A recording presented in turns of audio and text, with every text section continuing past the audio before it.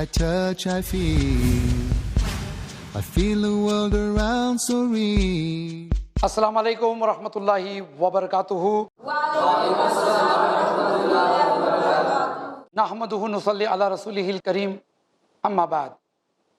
औज़ु बिल्लाहि मिनश शैतानिर रजीम।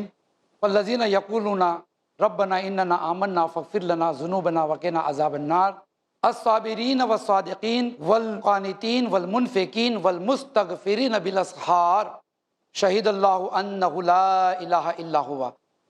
इस आयत के ऊपर हम पिछले 3 सबक ले रहे हैं और मोमिनों की उन सिफ़ात का डिस्कशन कर रहे हैं, उन कैरेक्टरिस्टिक्स का डिस्कशन कर रहे हैं जो हमारे पर्सनालिटी में बहुत ही निखार ले आ सकता है और अल्लाह को हमसे राज़ी करा सकता है। पिछले दफ़ा हमने साबिर, सादिक, कानितीन और मुनफ़िकीन 4 किस्म के लोगों का डिस्कशन किया। इस सबक में हम डिस्कशन करेंगे वल मुस्तगफिरीना बिल असहार, और सहरी के वक्त अपने गुनाहों की इस्तग़फ़ार करना, अपने गुनाहों की माफ़ी मांगना अल्लाह से। सहरी का वक्त और इस्तग़फ़ार, 2 चीज़ों का हम तज़किरा करेंगे। इस्तग़फ़ार किसे कहते हैं, तौबा करना किसे कहते हैं। अगर आपसे कोई गुनाह हो जाता है तो आपको पछतावा अगर हो कि हाय क्या हो गया मुझसे, इतना बड़ा गुनाह, यानी छोटा गुनाह भी अगर हो जाए उसको अगर आप बड़ा गुनाह समझ कर आप पछताओ तो आपने तौबा की, आपने इस्तग़फ़ार किया। और यह इस्तग़फ़ार ऐसा है जिससे शैतान आपको रोकता है। आप जानते हो किस तरह रोकता है? शैतान आपको रोकेगा ये कहकर कि अभी तो पूरी ज़िंदगी बाकी है भाई, देखो देखो रमज़ान के महीने में आपके गुनाह वैसे ही माफ़ हो जाएंगे, क्या तौबा करना, क्या इस्तग़फ़ार करना, अरे जल्दी जल्दी नमाज ख़त्म करो, चलो चलो चलो। आपको रोकेगा। जब हज करने जाओगे ना सारे गुनाह माफ़ हो जाएंगे। इस तरह से आपको गुनाहों से तौबा करने से, इस्तग़फ़ार करने से आपको वो रोकता है, डिले कराकर आपको रोकता है। एक तरीका ये है। दूसरा तरीका ये है कि वो आपके गुनाह को गुनाह नहीं समझने देता। आप उसे गुनाह समझेंगे तो तौबा करेंगे ना, तो इस्तग़फ़ार करोगे ना, लेकिन आप समझेंगे उसमें क्या हो गया, सभी लोग करते हैं, आप तौबा ही नहीं करते। मिसाल के तौर पर ग़ीबत, लगी किसी की बुराई करना, उसके पीठ पीछे, वो बुराई उसमें है लेकिन उसके पीठ पीछे आप तस्करा करेंगे, अरे वो तो ऐसा है, अरे वो तो वैसा है, वो बुटका, अरे वो काला, अरे वो तो पढ़ने में भी डफ्फर है। आमतौर पे आप देखोगे दोस्तों के अंदर इस तरह के डिस्कशंस बहुत होते हैं उस लड़के के बारे में जो मौजूद नहीं है, हाजिर नहीं है, ये ग़ीबत है। लेकिन क्या सभी लोग करते हैं ना, तो हमारे ज़बान पे आसानी से आ जाती है ऐसी बातें और हमको एहसास भी नहीं होता कितना बड़ा गुनाह हो गया। यहाँ तक कि क़यामत के दिन अल्लाह ताला हमारी नेकियों में से उसको दे देंगे। इतनी ग़ीबतें नुक्कड़ों पे खड़े रहकर, क्लासेस में, रिसेस में, कैंपस में, कैंटीन में हम दोस्तों की ग़ीबत करते हैं, उन बच्चों की ग़ीबत करते हैं जो वहाँ मौजूद नहीं है। नतीजा ये होता है क़यामत के दिन ये सब आपकी नेकियां ले जाएंगे और आप फ़कीर हो जाओगे। अल्लाह के रसूल सल्लल्लाहु अलैहि वसल्लम ने फरमाया फ़कीर है, तो आसानी से ये ग़ीबत हो जाती है। फिर नतीजा ये होता है कि उसकी सज़ा आपको भुगतनी पड़ेगी क़यामत के दिन। तो ये गुनाह बहुत बड़ा है, लेकिन क्योंकि मोहल्ले में, सोसाइटी में सभी लोग करते हैं इसीलिए हम उसे बुरा नहीं समझते। मम्मी भी ग़ीबत करती है, कभी फूफी की, कभी खाला की, कभी खालू की, डैडी भी ग़ीबत करते हैं, कभी भाई की, कभी ऑफिस में काम करने वालों की। मोहल्ले में सभी लोग ग़ीबत करते हैं, आपा भी करती है, भाईजान भी करते हैं, पड़ोसी भी करते हैं, दोस्त भी करते हैं, सभी लोग ग़ीबत करते हैं। तो हम भी ग़ीबत को छोटा गुनाह समझते हैं या गुनाह ही नहीं समझते हैं। हम तो शिकायत करते हैं, ये सोचकर हम अपना लाइसेंस बना लेते हैं लोगों की ग़ीबतखोरी का। और क्योंकि समाज में कोई रोकता नहीं, कोई टोकता नहीं, कोई सिखाता नहीं कि ये सब बुरी चीज़ें हैं, उसी वक्त कोई रोकता नहीं, तो नतीजा ये हो जाता है कि हम तौबा नहीं करते, गुनाह करते जाते हैं, तौबा नहीं होती। एक एग्जाम्पल मैंने दिया, ऐसे ढेर सारे एग्जाम्पल्स होंगे। इम्तिहान में कॉपी करते हैं, वो भी गुनाह है, लेकिन तौबा कब करते हैं आप?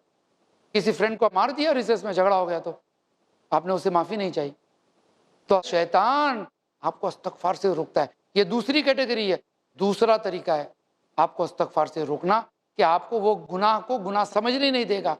लड़के लड़की आपस में बात करते हैं, दोस्ती करते हैं, व्हाट्सएप पे आप चैट करते हो नामहरम से, सेक्लूजन में, यू आर वेरी ब्यूटीफुल, बहुत खूबसूरत हो, इस तरह के आप मैसेजेस भेजते हैं जो हराम है, लेकिन आप इस्तग़फ़ार नहीं पढ़ते हैं, तो गुनाह आपकी लिस्ट में रहते हैं।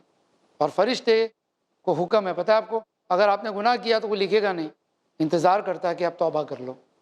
वो गुनाह लिखता नहीं है, वो इंतज़ार करता है कि आप अगर तौबा कर लेते तो वो गुनाह नहीं लिखता। अल्लाह का ये हुक्म उस पर है, लेकिन हम इस्तग़फ़ार नहीं करते। तो एक कैटेगरी ये भी आ जाती है कि आदमी गुनाह को गुनाह ही नहीं समझता और गुनाह को गुनाह न समझकर वो करते ही जाता है। और अल्लाह ताला क्या कहता है, वसारिउ इला मग़फ़िरतिम मिर रब्बिकुम व जन्नतिन अर्दुहस समावाति वल अर्द उइद्दत लिल मुत्तक़ीन। मुत्तकीन के लिए ऐसी जन्नत है।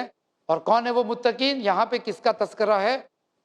वसारिउ इला मग़फ़िरतिम, मग़फ़िरत के लिए जल्दबाजी करते हैं, प्रोक्रेस्टिनेशन नहीं करते। यानी आप लोग देखते हो कि ये प्रोक्रेस्टिनेशन एक ऐसी बीमारी है जिसको हम दिल की या जहनी बीमारी समझ सकते हो, मेंटल सिकनेस। कोई भी काम होगा नेक, आप उसको टालते हैं। नमाज 4 बजे 4:30 बजे पढ़नी चाहिए, लेकिन आधे घंटे के बाद, पौने घंटे के बाद, मैं घर में पढ़ लूँगा, मैं नमाज कज़ा होने के 5 मिनट पहले पढ़ लूँगा, मैं मगरिब के साथ पढ़ लूँगा। ये प्रोक्रेस्टिनेशन है। लेकिन नेक कामों के अंदर प्रोक्रेस्टिनेशन इज़ नॉट लाइक सारिउ। सारिउ का मतलब क्या मालूम है? जल्दबाजी करो, डोंट डिले, हरी अप। यानी मग़फ़िरत मांगने में आप डिले मत करो। ये सूरह इमरान की आयत है कि जैसे ही आपको गुनाह याद है, आपको एहसास हो गया गुनाह, उसी वक्त आप तौबा करो, उसी वक्त। और उसके अलावा जैसे कि वो आयत मैंने पढ़ी, वल मुस्तगफिरीन बिल असहार, सहरी के वक्त इस्तग़फ़ार करना, ये ज़रूरी है। इस्तग़फ़ार करना यानी ये मत समझो कि आप नमाज़ पढ़ते हो तो गुनाह नहीं होते आपसे, ऑटोमेटिकली गुनाह माफ़ हो गए। नो, कुछ गुनाह ऐसे हैं जिसकी माफ़ी अल्लाह से मांगते रहनी चाहिए। और सहाबा किराम की आदत ये थी कि ये लोग छोटी गलती को भी बहुत बड़ा गुनाह समझते थे। आज लोग बड़े गुनाह को भी छोटी गलती समझकर उसे भुलाने की कोशिश करते हैं। ब्याज खा रहे हैं, ज़बान पे गालियां हैं, माँ बाप के साथ बदतमीज़ी है, नमाजों में सुस्ती है, कुरान से दूर है, नाफरमानी की जा रही है माँ बाप की, बैक रिप्लाइज दिए जा रहे हैं, टीचरों का मजाक उड़ाया जा रहा है, बड़ी बहन छोटी बहन पे दादागिरी करती है और छोटा भाई बड़े भाई की तरफ बैक रिप्लाई देता है। ये बदतमीज़ी, बैड मैनर्स, ये सब गुनाह हैं और इसका इस्तग़फ़ार करना चाहिए जितना जल्दी हो सके उतना। उसके पहले मौत आ गई तो क्या करेंगे आप? ज़रूरी थोड़ी है कि आप 70-80 साल के होंगे, हज कर लेंगे, सारे गुनाहों की तौबा कर लेंगे, उसके बाद फरिश्ते आके कहेंगे आप रेडी हो, गुनाह की तौबा कर ली, चलो अल्लाह के पास। ऐसा है? मौत ऐसे नहीं आती है। फ़ोन आ जाता है, अरे अपने क्लास में वो लड़का पढ़ता था ना, उसका एक्सीडेंट हो गया, मर गया, इन्ना लिल्लाह। अचानक मौत आ सकती है। और ऐसा भी हो सकता है कि आपकी मौत की खबर भी आ जाए अचानक, फरिश्ते आ जाए, चलो आप कहेंगे मुझे वज़ू करने दो, नो मैं सॉरी बोल दूँ अल्लाह को, आपका वक्त ख़त्म हो गया, फिनिश, पैक अप, और आप चले गए। 1 सेकंड देर नहीं होती है मौत की, 1 सेकंड, 1 सेकंड यानी फ्रैक्शन ऑफ ए सेकंड भी आपको नहीं रोका जाना। आपका पैकअप हो गया तो आपका पैकअप हो गया, ख़त्म हो गया। और कब्र में जाने के बाद आदमी पछताएगा, अल्लाह थोड़ा सा मौका दे दे, थोड़ा सदका करके आऊँ, थोड़ी चीज़ करके आऊँ। नो, अब नहीं हो सकता है। तो मालूम ये हुआ इस्तग़फ़ार में जल्दबाजी करनी चाहिए। यानी जैसे ही ख्याल आ गया कि मेरे से गुनाह हो गया, उसी वक्त इस्तग़फ़ार करना चाहिए, उसी वक्त। ये नहीं कि अब इंतज़ार करो मैं अगले साल उम्रा जा रहा हूँ ना वहाँ पे पढ़ूंगा, नो। और सहरी के वक्त ये बड़ा शानदार वक्त है अपने गुनाहों की तौबा का। हालांकि नवाफिल है, अल्लाह ने उसको फ़र्ज़ नहीं रखा है। इस्तग़फ़ार फ़र्ज़ है, माफ़ी मांगना फ़र्ज़ है, लेकिन सहरी के वक्त इजाज़त है। अगर आप चाहो अल्लाह से कुर्बत हासिल करना, और ये वक्त ऐसा होता है, सही हदीसों में आता है, अल्लाह ताला पहले आसमान पे नाजिल होता है और अनाउंस करता है कि कोई है जो अपने गुनाहों की माफ़ी चाहता हो। He is announcing. और आपको शौक़ था लेकिन आप उठ नहीं पा रहे हैं, मैं तो फजर पढ़ूंगा, बस बहुत हो गया। तो आपने फजर पढ़ ली, ठीक है अल्हम्दुलिल्लाह।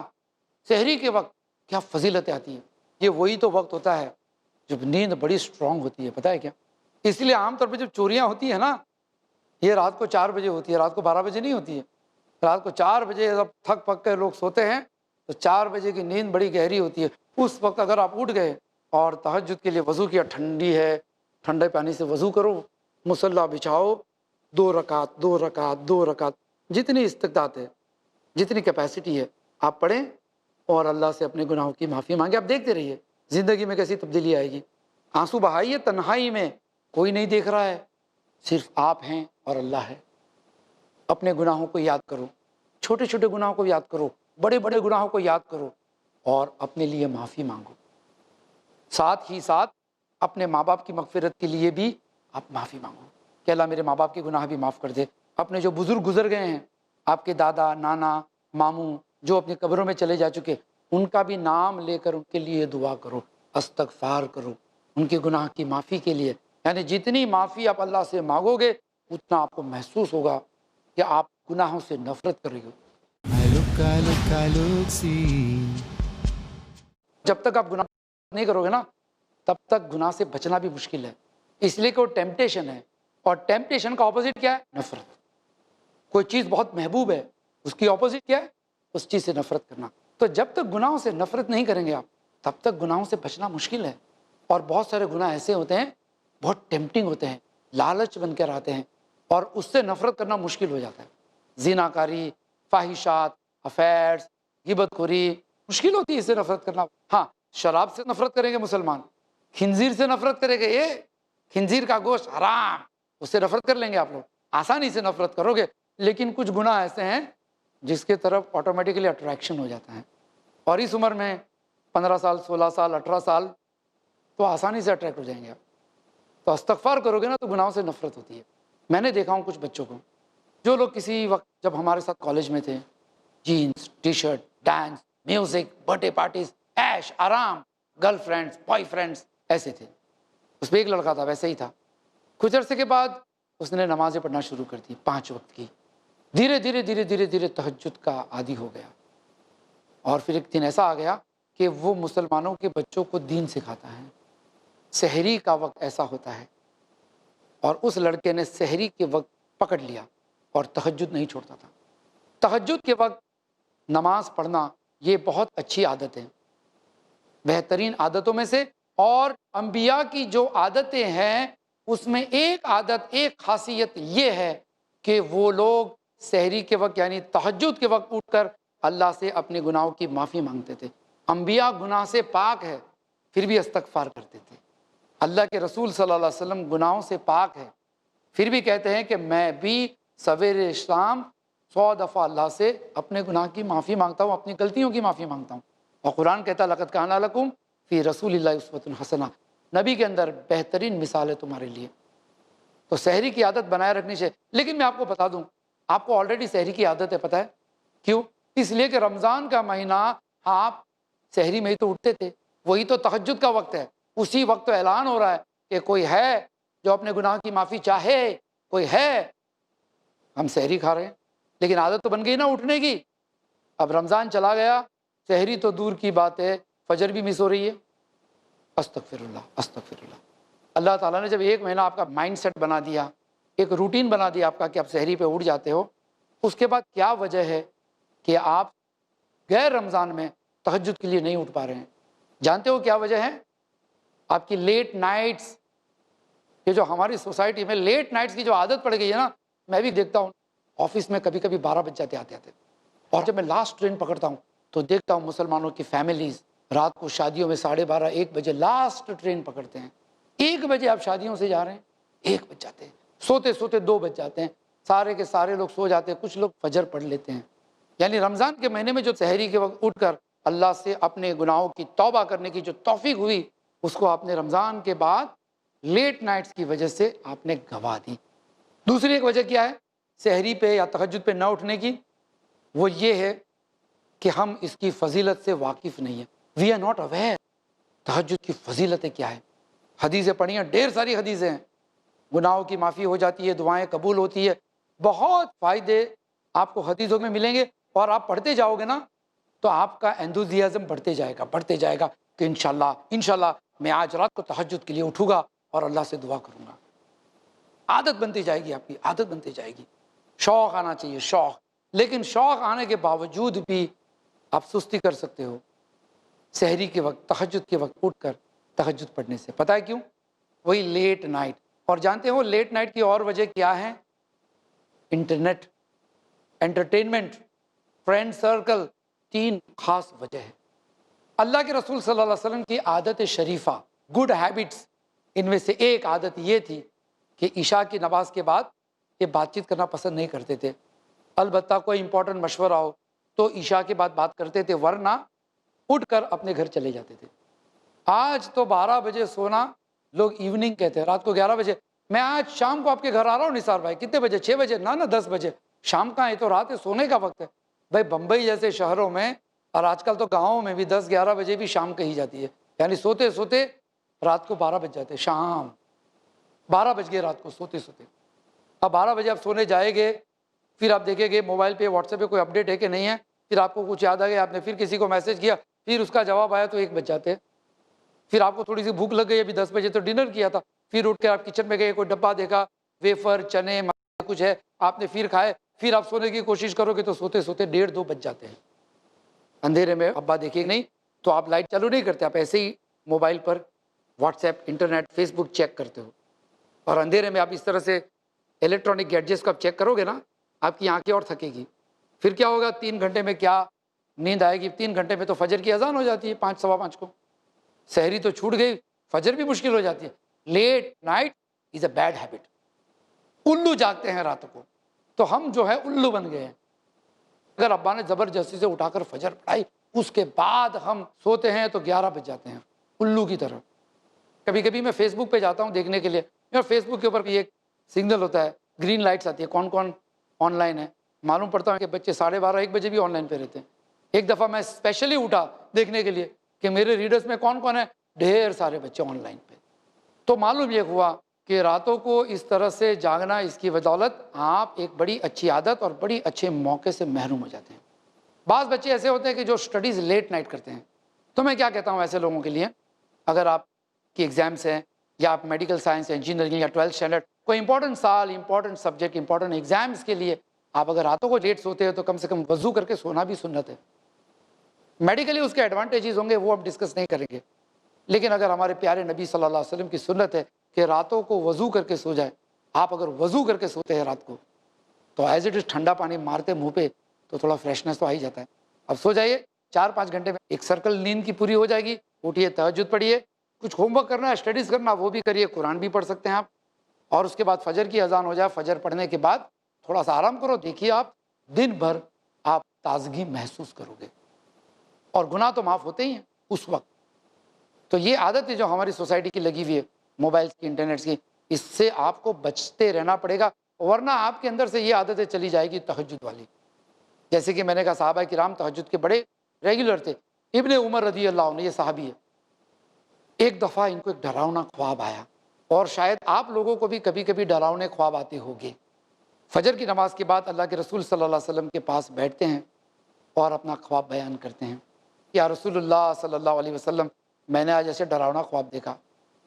अल्लाह के रसूल सल्लल्लाहु अलैहि वसल्लम कहते हैं कि इब्ने उमर, तुम तो बहुत अच्छे नेक आदमी हो, एक काम करो, तुम तहज्जुद पढ़ा करो, तहज्जुद पढ़ा करो। इब्ने उमर ने उस दिन के बाद तहज्जुद पढ़नी शुरू की। रावी कहते हैं कि ज़िंदगी भर इब्ने उमर ने कभी भी तहज्जुद नहीं छोड़ी है, इसलिए कि अल्लाह के रसूल सल्लल्लाहु अलैहि वसल्लम ने उनको नसीहत की थी। अब ये हदीस तो हम भी सुनते हैं, कुरान में हम भी पढ़ते हैं, जैसे कि आयत मैंने आपके सामने पढ़ी कि सहरी के वक्त यानी तहज्जुद के वक्त इस्तग़फ़ार करना, क्या हमारे दिल भी इसका इम्पैक्ट लेते हैं? मैंने इब्ने उमर का एग्जाम्पल दिया आपके सामने, इन्होंने तहज्जुद एक नसीहत आने के बाद कभी नहीं छोड़ी। हम बार बार सुनते रहेंगे, बार बार पढ़ते रहेंगे, अगर हमारा दिल इसकी तरफ माइल नहीं होता, हमारा दिल अगर पत्थर जैसा हो जाता है, तो तहज्जुद तो क्या, इस्तग़फ़ार की तौफ़ीक नसीब नहीं होंगे हमें। और जब इंसान के दिल पत्थर जैसे हो जाते हैं ना, तो बड़ा मुश्किल होता है उसके लिए गुनाहों का एहसास करना। किसी पे जुल्म कर देता है, माँ बाप के साथ बदतमीज़ी कर लेता है, लेकिन उसका दिल पत्थर जैसा हो गया। और कुरान कहता है बाज़ दिल पत्थर जैसे होते हैं, बाज़ दिल पत्थर जैसे होते हैं। और आपको पता है लोखंड भी होता है मजबूत, है कि नहीं? लोखंड से तलवार बनती है, लोखंड से इमारत खड़ी रह जाती है बड़ी बड़ी, लेकिन अल्लाह ने दिलों को पत्थर जैसा कहा, लोखंड जैसा नहीं कहा। क्यों? इसलिए कि एक टेम्परेचर पे पहुंचने के बाद लोखंड भी पिघल जाता है, लेकिन इंसान का दिल अगर पत्थर जैसा हो गया तो पिघलना मुश्किल है, टूट जाता है, पिघलता नहीं है। इसलिए अल्लाह ने कहा कि बाज़ दिल पत्थर जैसे हो जाते हैं। तो दिल जब पत्थर जैसे हो जाते हैं ना दोस्तों, भाइयों, बहनों, बच्चों, स्टूडेंट्स, व्यूअर्स, अगर दिल तुम्हारा पत्थर जैसा हो गया तो तुम्हें अपने गुनाहों पे शर्मिंदगी नहीं होगी, तुम अपने गुनाह पे पछताओगे नहीं, तुम तौबा करोगे नहीं। नतीजा क्या होगा कि तुम इस खुश फहमी में रहोगे, हम तो मुसलमान हैं, ईद के दिन नए नए कपड़े पहनते हैं, रमज़ान में रोज़े रखते हैं, इतर लगाते हैं और खुशियाँ मनाते हैं, ईदी लेते हैं, सेवइयाँ खाते हैं, लेकिन आपको तौबा नसीब नहीं होती है, उसकी फ़िक्र नहीं करते हैं।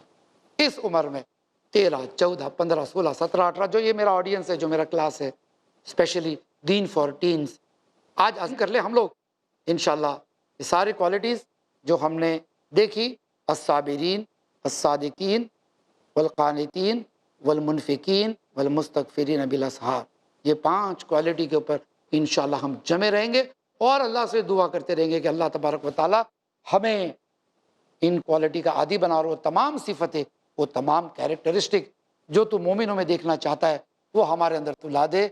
इस दुआ के साथ यह सबक हमारा पूरा होता है। जज़ाकल्लाहु खैरन। अस्सलामु अलैकुम व रहमतुल्लाहि व बरकातुहू। I look, I see you.